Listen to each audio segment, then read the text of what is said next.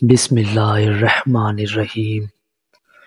شروع کرتا ہوں اللہ پاک کے نام سے جو بڑا مہربان نہایت رحم والا ہے۔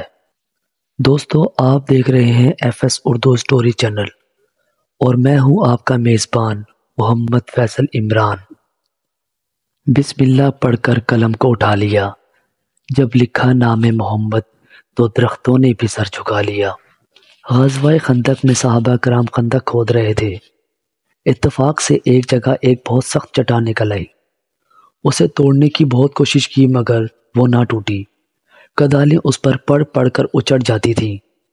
آخر لوگوں نے حضور اکرم صلی اللہ علیہ وآلہ وسلم کی خدمت میں آ کر صورتحال عرض کی۔